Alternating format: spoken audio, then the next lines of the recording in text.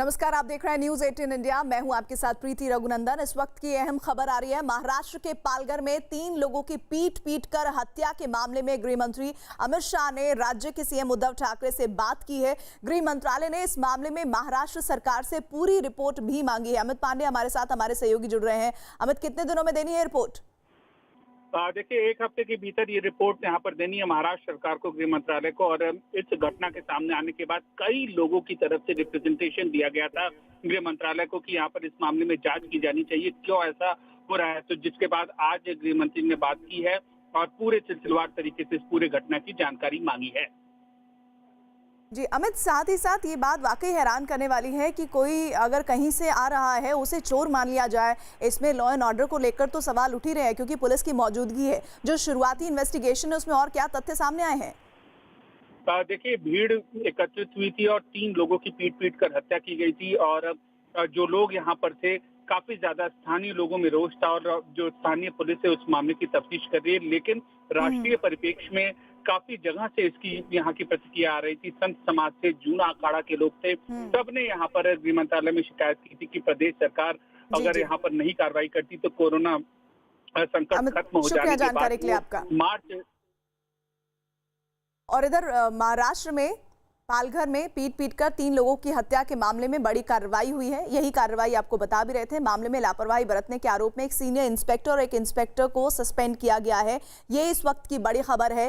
किस तरह से भीड़ ने पुलिस की मौजूदगी में इस तरह से मॉब लिंचिंग की है। महाराष्ट्र के पालघर से यह खबर सामने आई थी। दरअसल ये वीडियो है गुरुवार का, जो कि रविवार को सोशल मीडिया पर वायरल हुआ, जिस पर योगी आदित्यनाथ, उत्तर प्रदेश के चीफ मिनिस्टर, ने भी ट्वीट कर अपनी बात को रखा कि इस पर कड़ी कार्रवाई होनी चाहिए। हमारे साथ हमारे सहयोगी विवेक जुड़े हैं। विवेक, इस मामले में 3 लोगों की जो हत्या हुई है, कार्रवाई हुई है और एक सीनियर इंस्पेक्टर और एक इंस्पेक्टर को सस्पेंड किया गया, क्या वो वहां पर मौजूद थे या फिर अलग से इन पर कार्रवाई हुई है?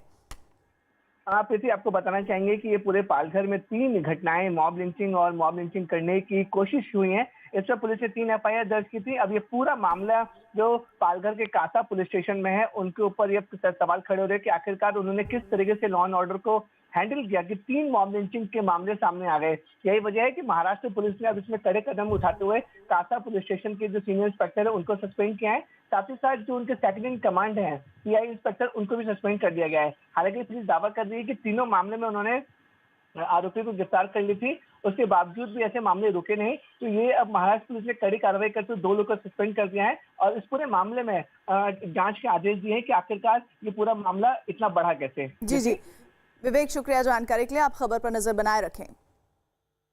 इधर महाराष्ट्र के पालघर में पीट कर हत्या के मामले में पुलिस ने 110 लोगों को गिरफ्तार किया है। इसमें 9 लोग नाबालिग हैं। कोर्ट ने 101 लोगों को 30 अप्रैल तक के लिए पुलिस रिमांड में भेज दिया है, जबकि 9 नाबालिग को जुवेनाइल होम भेज दिया गया है। 16 अप्रैल को हुई इस घटना में भीड़ ने चोर समझकर 2 साधु और एक ड्राइवर को पुलिस के सामने ही पीट कर मार डाला था। महाराष्ट्र सरकार ने इस पूरे मामले की उच्च स्तरीय जांच के निर्देश भी दिए हैं। वहीं उत्तर प्रदेश के चीफ मिनिस्टर योगी आदित्यनाथ ने पालघर में 2 साधुओं की हत्या पर चिंता जताई है। उन्होंने महाराष्ट्र के सीएम उद्धव ठाकरे से बात कर दोषियों पर कड़ी कार्रवाई की मांग की है।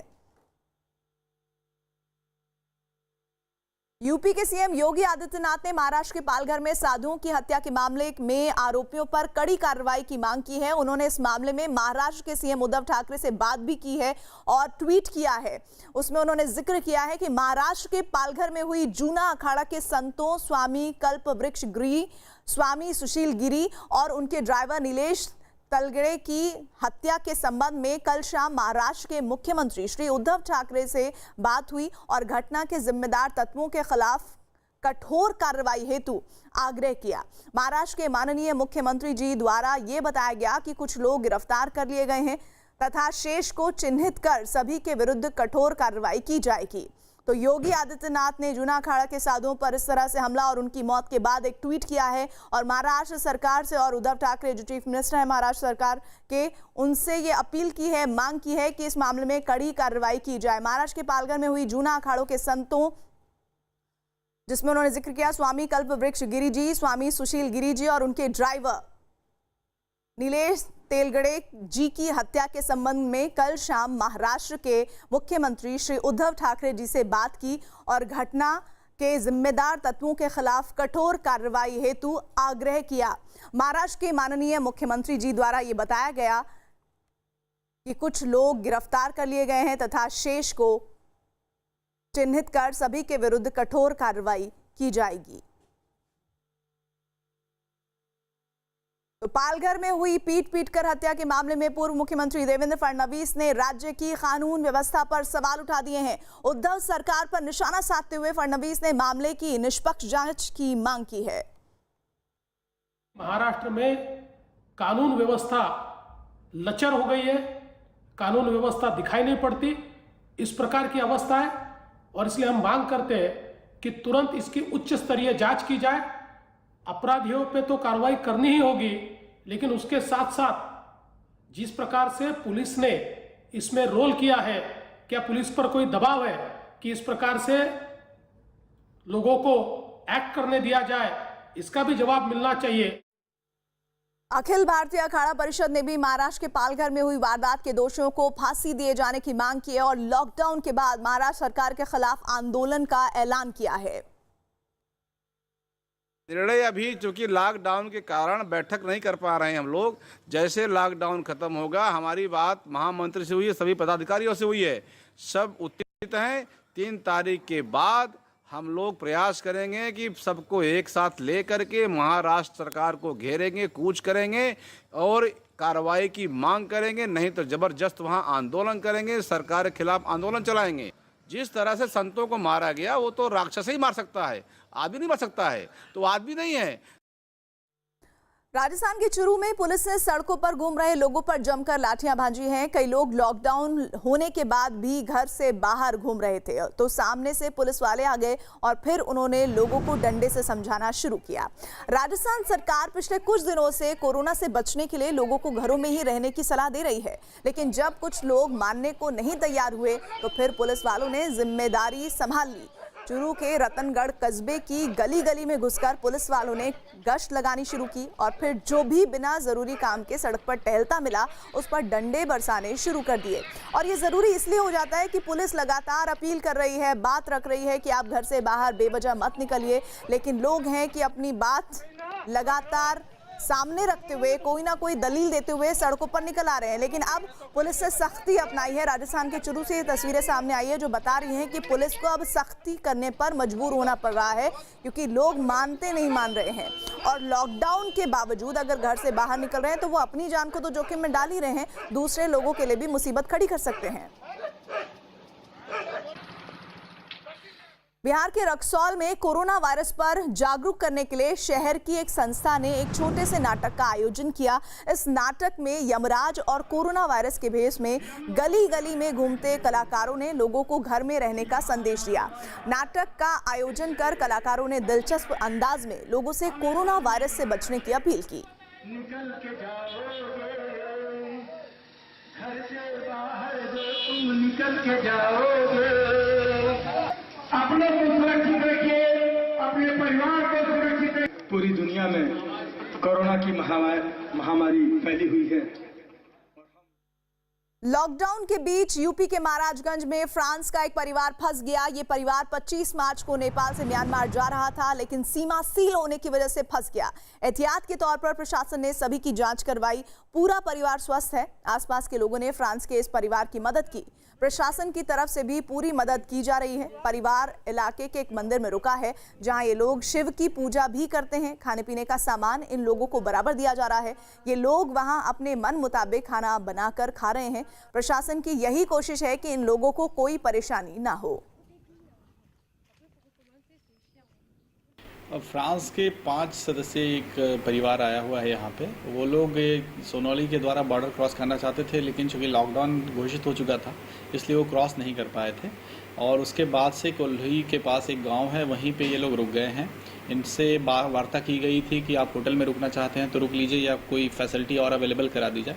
तो ये लोग ओपन में ही रहना इनको ज़्यादा अच्छा लग रहा है। इनके पास रहने की सारी सुविधाएं मौजूद हैं, इनके पास टेंट वगैरह सारी चीज़ें हैं और गांव वालों ने इनका काफ़ी सहयोग किया है। बिहार के भागलपुर में लोगों ने पुलिस और सफाई कर्मियों का फूल माला पहनाकर स्वागत किया। लॉकडाउन के बीच लोगों की सेवा करने के लिए सभी को धन्यवाद दिया गया। इलाके की महिलाओं ने पहले डीएसपी को फूलों की माला पहनाई, फिर बाकी पुलिस वालों को भी फूल माला पहनाकर तिलक लगाया। इस दौरान सफाई कर्मियों को भी धन्यवाद दिया गया। इस दौरान लोगों ने नारेबाजी करके कोरोना योद्धाओं की हौसला अफजाई की। तो बिहार के भागलपुर की ये तस्वीर, देश के अलग अलग हिस्सों से इसी तरह की तस्वीर सामने आ रही है, जहां कभी पुलिस वालों को सम्मानित किया जा रहा है, कभी स्वास्थ्य कर्मी जो हैं उनको सम्मानित किया जा रहा है, कभी जो सफाई कर्मी हैं उनको सम्मानित किया जा रहा है। लेकिन ये वाकई में हमारे फ्रंट वॉरियर्स हैं जो आज के समय में कोरोना की जंग में सहायक भूमिका निभा रहे हैं, बड़ी भूमिका निभा रहे हैं। बिहार के भागलपुर की तस्वीर, जहां महिलाओं ने फूल माला पहनाकर स्वागत किया, उनकी हौसला अफजाई की है। देश में लॉकडाउन के लागू होने के बीच अंबाला चंडीगढ़ नेशनल हाईवे पर डेरा बस्सी स्थित NHAI के टोल प्लाजा पर कामकाज शुरू हो गया है। NHAI के टोल से गुजरने वाले वाहनों को अब टोल चुकाना होगा। हालांकि पंजाब सरकार ने साफ किया है कि जो टोल प्लाजा राज्य सरकार के तहत आते हैं उन्हें अभी शुरू नहीं किया जाएगा और उन टोल प्लाजा से गुजर रहे ड्राइवरों और अन्य व्यक्तियों के लिए लंगर की व्यवस्था भी की जाएगी। केंद्र सरकार ने 20 अप्रैल से national highway authorities of India ने टोल शुरू करने का फैसला किया है। तो ये इस वक्त की बड़ी खबर पंजाब के डेरा बस्सी से आ रही है। पंजाब में national highway authority of India के जितने भी टोल प्लाजा हैं उनको शुरू कर दिया गया है। हालांकि पंजाब सरकार ने साफ किया है कि स्टेट जो टोल प्लाजा हैं जो कि स्टेट गवर्नमेंट के अंडर आते हैं उनको फ़िलहाल नहीं खोला जाएगा और वहाँ पर जितने भी लोग गुजर रहे हैं उनसे कोई भी टोल नहीं वसूला जाएगा और साथ ही उनके लंगर का बंदोबस्त किया जाएगा। जो भी ड्राइवर स्टेट टोल प्लाजा से गुजर रहे हैं उनके लिए खाने का इंतज़ाम भी उसी टोल प्लाजा पर किया जाएगा। मैं इस वक्त अंबाला चंडीगढ़ नेशनल हाईवे पर मौजूद हूँ। ये जो टोल प्लाजा है ये national highway authority of India के अंडर आता है और यहाँ पर आप देखिए इस वक्त जो टोल प्लाजा का ऑपरेशन है, पूरा कामकाज है, उसको शुरू कर दिया गया है। हालांकि 20 अप्रैल तक ये टोल प्लाज़ा पूरी तरह से फ्री था, लेकिन फ़िलहाल यहाँ पर जो गाड़ियों की आवाजाही है वो शुरू कर दी गई है। टोल भी वसूला जा रहा है और लगातार इसी तरह से पंजाब में जितने भी जो टोल प्लाज़ा हैं जो कि national highway authority of India के अंडर आते हैं वो सब अपना काम कर रहे हैं। हरियाणा में भी जो national highway authority of India के और स्टेट के जो टोल प्लाज़ा हैं वो ऑपरेशनल हैं, वो भी अपना काम कर रहे हैं। हालांकि सिर्फ छूट अभी पंजाब सरकार की ओर से स्टेट गवर्नमेंट के अंडर आने वाले जो टोल प्लाज़ा है वहां पर दी गई है। लॉकडाउन के बीच यूपी के हापुड़ में एक पुलिसकर्मी ने वीडियो कॉल के जरिए शादी की। मस्जिद पहुंचे पुलिसकर्मी का निकाह 2 गवाहों की मौजूदगी में इमाम ने पूरा करवाया। इस दौरान दूल्हा और दुल्हन के साथ दोनों के परिवार वाले भी वीडियो कॉल पर जुड़े थे। दिन रात ड्यूटी पर तैनात पुलिसकर्मी ने अपनी बीमार मां की ख्वाहिश पूरी करने के लिए ऑनलाइन निकाह करने का फैसला किया।